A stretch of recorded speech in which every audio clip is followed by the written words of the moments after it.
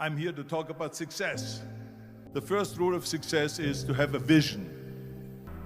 My vision was totally different. I felt that I was born for something special, for something unique, for something big. You know how great it felt that I knew where I was going? Imagine the majority of people don't know where they're going. When you have a goal, when you have a vision, everything becomes easy. Because remember that in America, for instance, when you study, you will see the percentage of people that like their jobs. 74% hate their job in America. Now, there is not much different when you come to Europe. The majority of people don't like what they're doing because they're really not doing it because they didn't have a goal and they followed this goal. They just aimlessly drift around, and then all of a sudden there's a job opening, so they get that job because you have to work. But then when you work, it's a chore. It's work. It's not fun. So if you think about, only a quarter of the people really enjoy what they're doing in life. That is unbelievable if you think about it. So I felt so blessed that I knew what I was doing. It's like a medical student that studies and knows he wants to become a doctor. You know where to go. So I knew where to go.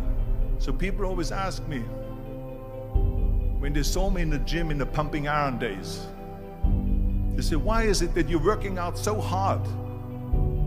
5 hours a day, 6 hours a day, and you have always a smile on your face. The others are working out just as hard as you do, and they look sour in the face. Why is that? And I told people all the time, I said, because to me, I'm shooting for a goal. So every rep that I do gets me closer to accomplishing that goal, to make this goal, this vision, turn into reality. Every single set that I do, every repetition, every weight that I lift will get me a step closer to turn this goal into reality. So I couldn't wait to do another 500-pound squat. I couldn't wait to do another 500-pound bench press. I couldn't wait to do another 2,000 reps of sit-ups. I couldn't wait for the next exercise, for the next half hour of posing and all the kind of things that you have to do to be a champion. And with the age of 20, I went to London and I won the Mr. Universe contest as the youngest Mr. Universe ever. And it was because I had a goal. So let me tell you something, visualizing your goal and going after it makes it fun. You got to have a purpose no matter what you do in life. You got to have a purpose. So that's rule number one, have a vision. Rule number two is, don't listen to the naysayers. Everything I ever did, the thing that I heard out of people's mouth was, that's impossible. That can't be done. Or no. So whenever someone said to me, it can't be done, I heard it can be done. When they said no, I heard yes. And when they said it's impossible, I heard it is possible. I'm a strong believer of what Nelson Mandela said, that everything is always impossible until someone does it. Well, I'm going to be the one, I said to myself, I'm going to do it and I'm going to show it to them. Maybe it has never been done before. That's perfectly fine with me. But I'm going to do it. Work your ass off. There is no magic pill. There is no magic out there. You cannot get around. You have to work and work and work. And it drives me crazy when people say they don't have enough time to go to the gym for 45 minutes a day and work out. Or to do something for 45 minutes to an hour a day to improve. If it is physically improve or if it is mentally to improve. Imagine you read 1 hour a day about history.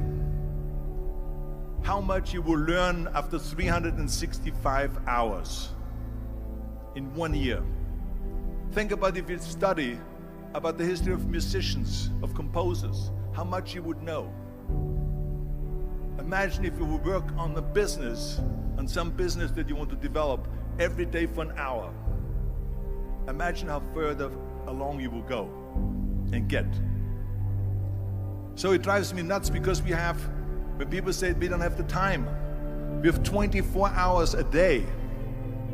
We sleep 6 hours a day, so that gives you still 18 hours. And there's someone shaking their head out here in front. They say probably, I don't sleep 6 hours, I sleep 8 hours, right? Or just sleep faster. So we have 18 hours a day.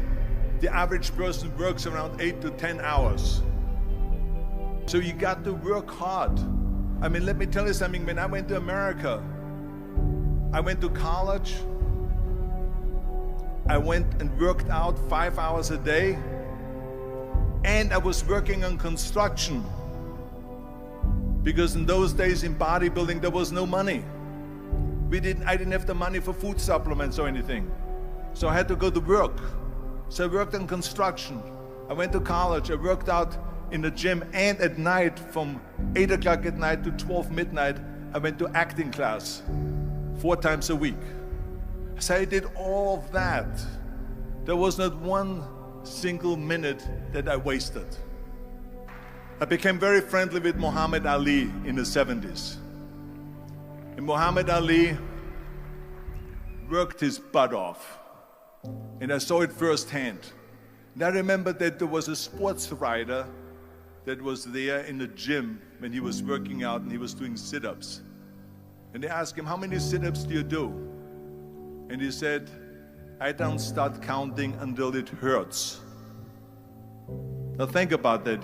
He doesn't start counting his sit-ups until he feels pain.